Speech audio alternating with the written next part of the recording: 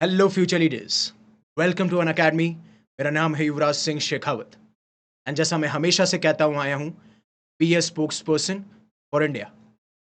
अब जब आप यूपीएससी की तैयारी करते हो या जो भी ज़्यादातर एस्पिरेंट्स हैं, वो यूपीएससी को एक रेस मानते हैं अगेंस्ट द टाइम।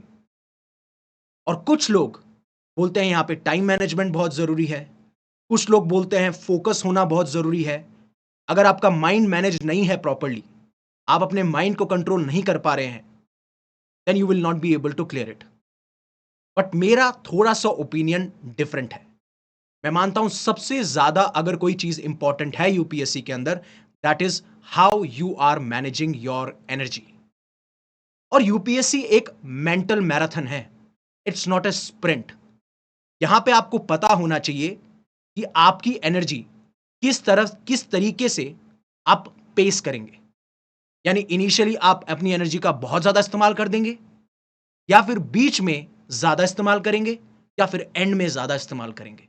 यानी कि जो भी 1 डेढ़ साल की आपकी प्रिपरेशन की जर्नी है और फिर 1 साल एग्जाम की जर्नी है, उसमें कब-कब आपको एनर्जी को बढ़ाना है, एनर्जी को मेंटेन करना है, या फिर थोड़ा-सा कम एनर्जी यूज़ करनी है। हम इन सारी चीज़ों के बारे में जानेंगे।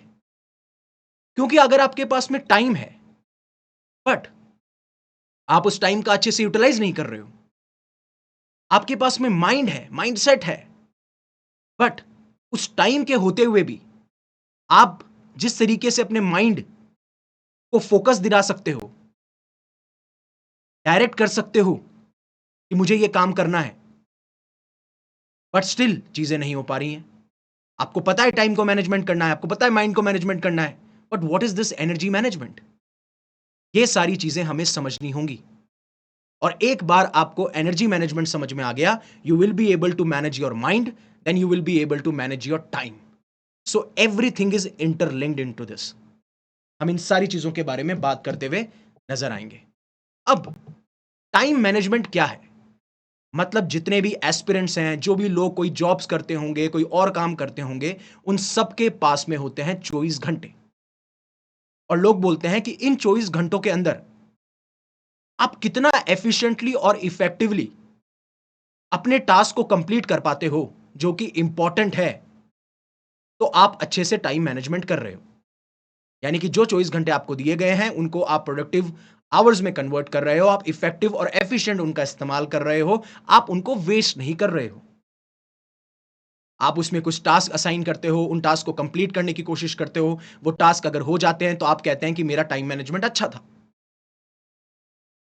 लेकिन कभी भी आपने जब टाइम टेबल बनाया स्ट्रिक्टली, 6 से 8 में ये पढ़ूंगा, 10 से 12 में ये पढ़ूंगा, क्या आप उस चीज को कर पा रहे थे? और अगर कर पा रहे थे तो उसके पीछे टाइम मैनेजमेंट नहीं है, उसके पीछे एनर्जी का मैनेजमेंट है।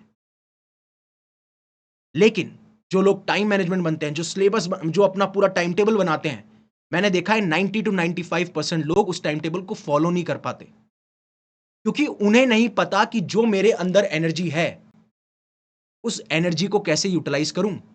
अगर एनर्जी आपकी मेंटेन्ड होगी, तो आप टाइम को प्रोडक्टिवली यूटिलाइज करेंगे, आप टास्क को अच्छे से एफिशिएंटली और इफेक्टिवली कंप्लीट कर पाएंगे।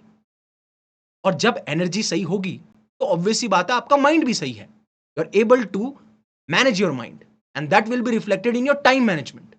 सो the key here is energy management, right? उसके बारे में भी बात करूंगा, कुछ स्टडीज भी हुई हैं, उसके बारे में भी बात करूंगा। एनर्जी मैनेजमेंट से आपका माइंड मैनेजमेंट आ जाएगा, और माइंड मैनेजमेंट से आपका टाइम मैनेजमेंट आ जाएगा। और अल्टीमेटली जो भी आपका टास्क है कि मुझे ये टॉपिक पढ़ना है, ये सिलेबस का पोर्शन कंप्लीट करना है, ये सब्जेक्ट पढ़ना है, you will be able to do this. लेकिन कोई इंसान एनर्जी मैनेजमेंट की बात ही नहीं करता,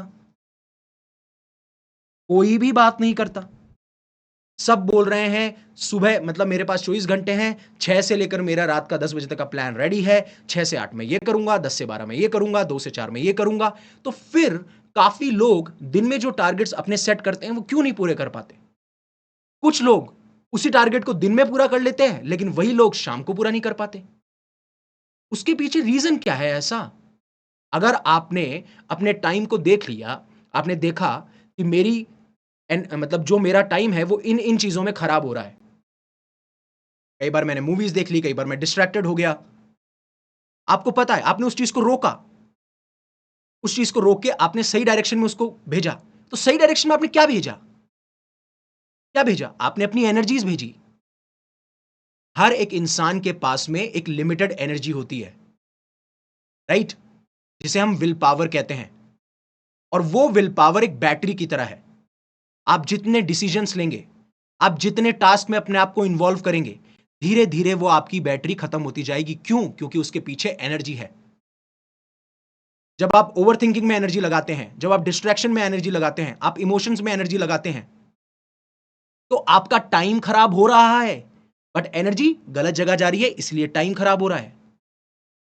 एनर्जी गलत जगह जा रही है, इसलिए आपका माइंड खराब हो रहा है।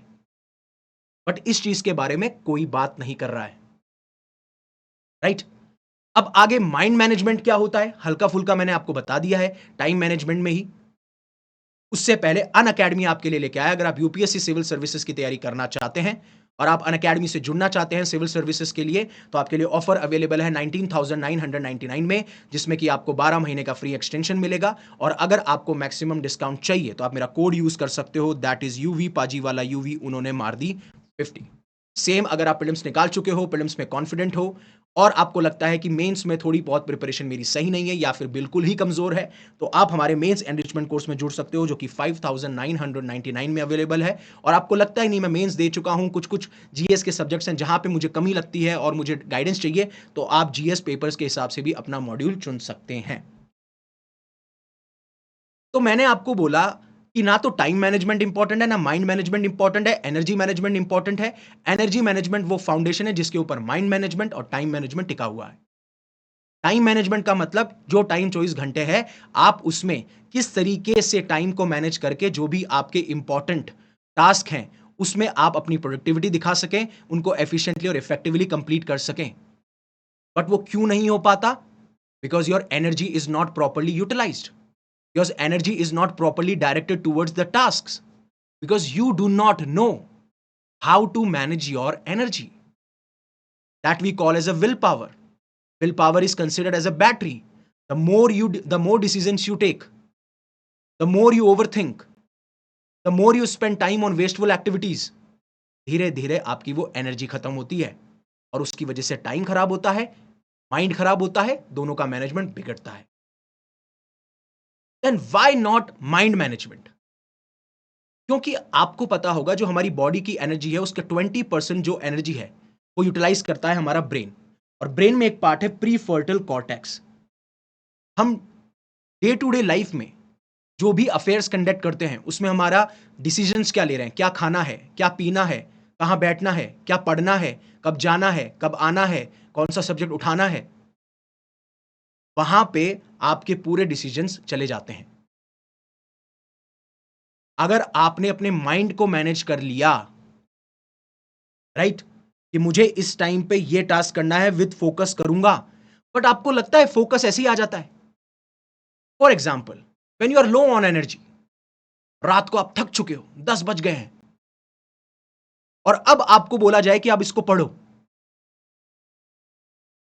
तो फिर क्या होगा?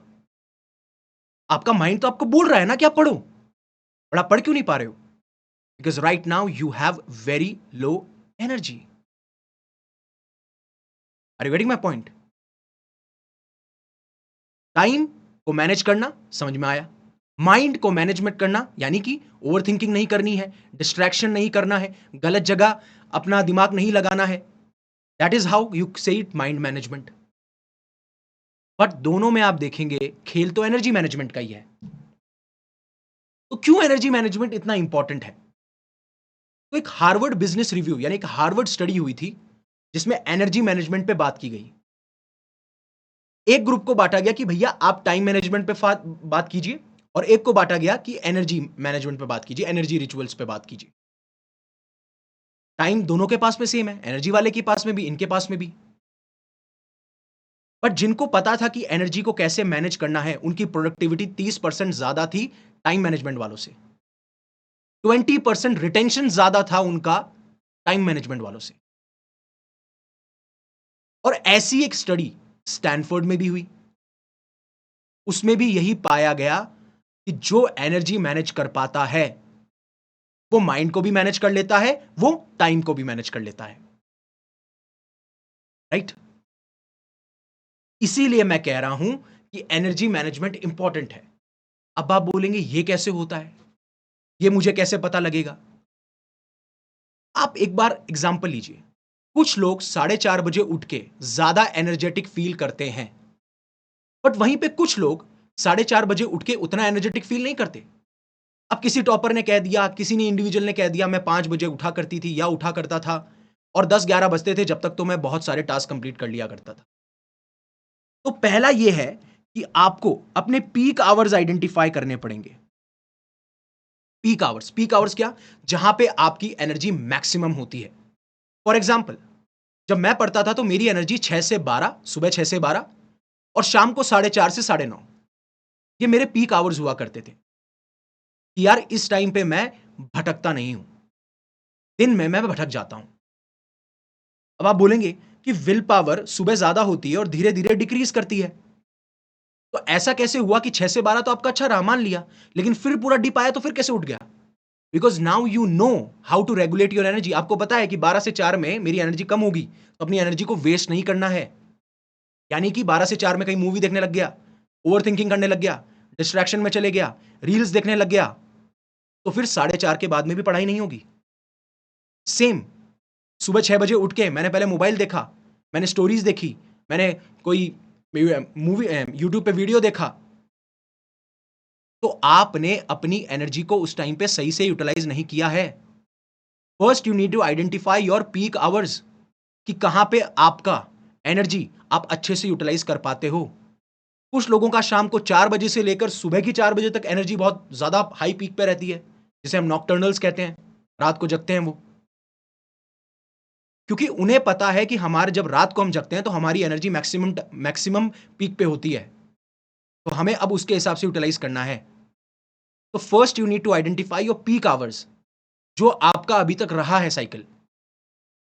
अब किसी की रात को एनर्जी मैक्सिमम होती है और वो सुबह उठ के पढ़ेगा तो टाइम भी वेस्ट होगा, उसका माइंड भी खराब होगा। सो time management will go away, mind management will go away. That's what I am saying you, identify your peak hours, जहां पे आपकी एनर्जी इतनी हाई होती है कि आप एनर्जी को यूटिलाइज कर सकते हो।